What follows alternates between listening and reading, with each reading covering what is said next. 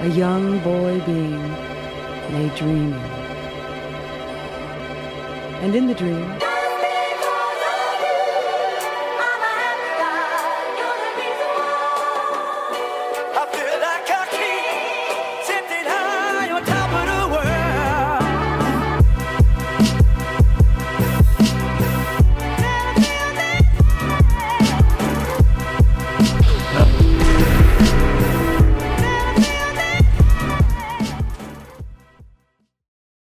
What's up everybody and welcome to the Institute Power Armor. This is by the mod author M150. He also made the Knight Power Armor as well as some other mods in the past. He is now back with this creation of the Institute Power Armor. Just a quick disclaimer, this is not the same power armor as I showed in my upcoming mod series. There are actually multiple people working on the Institute Power Armor from the concept art. With that being said, how do you actually get the power armor? Well, you're going to want to fast travel over to Fort Hagen, basically walk around the right side if you have it cleared. If you don't have it cleared, then battle your way through the right side and work your way up all these different staircases onto the roof. Once on the roof, you basically want to get to the highest part, so just kind of do what I do. You jump on this little thing and then that little thing, and then when you walk over, you'll find a crate containing 3 sets of the power armor. One thing that's really cool that M150 does with these mods is he does always make it so they respawn, so a lot of you guys want to have multiple sets of your power armor for companions or settlers. If you come back to this crate after a few days of waiting, you'll find additional sets.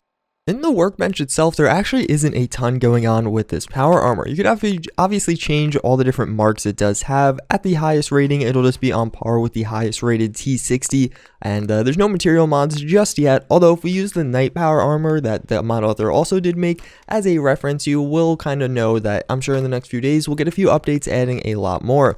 There's also just your typical miscellaneous mods, nothing too crazy going on there. Also important to note is there's no helmet on this power armor, although there is a totally custom jetpack. That's actually pretty much all the customizability there is. Obviously you could do, again, all these typical mods that you do have and some of the different headlamps, but otherwise there's nothing too crazy going on, and yeah, that's pretty much it. Now let's actually take a closer look on the power armor, and just basically I want to give you my opinions on it. Right now we have some rain, so it's going to get like that glossy texture, but I actually don't really like the quality of this power armor. I feel like the textures themselves are not that good, and all around bring down the quality of the power armor pretty substantially. As we get close to the power armor and you actually look at it, it is kind of easy to tell that these aren't super high quality textures. I would say they're actually probably lower than the vanilla textures in Fallout 4, which is actually saying a lot, especially because power armor mods typically are higher quality, either being 2K or 4K. This one definitely is not that, and it's not like they're bad, it's just I would want a higher res version, especially looking at those little coils connecting like the chest piece to the leg piece. They just don't look very good, and it definitely is noticeable when playing around with the armor. I feel like on the jetpack you could totally tell, just looking at it at first glance, it looks nice, especially with my EMB and everything, and you have like that depth of field, but the textures of the jetpack don't look super good. Other than that though, the model of the power armor is really on point. I think everything about that is perfect, especially this jetpack. It does look really cool, but I think the textures could use a little bit of work. Now that I got my thoughts out there, let's actually go play around with this jetpack and see what it could do. So the jetpack itself does look really cool, and I don't know, it has like those little wings out there. It almost gives me like a Gundam feel, and of course it does work like every other jetpack in the game. And yeah, that's pretty much everything about this armor though. Again, if M150 follows his typical trend, we should be seeing more to this power armor in the coming days and weeks. That typically is how, or at least that's how he worked in the past. I'm also going to be using the fusion gun for this because, well, it's just a really good weapon. That is another mod, so I'll have a link to that in the description down below. I made a few videos on it, but yeah, so let's go take on some baddies now and see what we could do in our new power armor.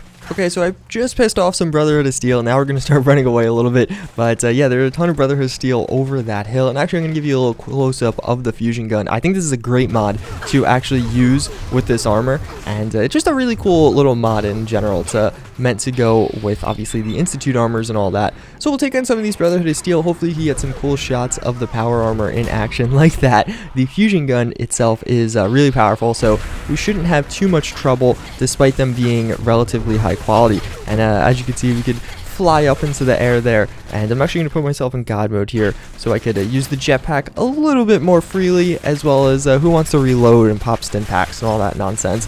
So as you can see, we do have quite a few Brotherhood of Steel. They're like legendary knights or paladins, I think. Nothing too crazy, not like the Star Paladins or anything like that. And as you can see, there's a cool little shot right there, taking that guy's head off. And and we'll continue to just take on the rest of them. And yeah, it's really satisfying using this weapon, especially with this armor. I feel like the two go really well together, and the only part it doesn't work is the weapon's like overly high quality, like almost too high quality for Fallout 4, and then the armor's a little bit on the lower side. And again, it's not horrible, the quality issues, it's just noticeable. I feel like maybe I'm just, you know, spoiled by other power armor mods or something, but I definitely feel like walking around in this armor, I could tell that it isn't on par with some of the other mods out there.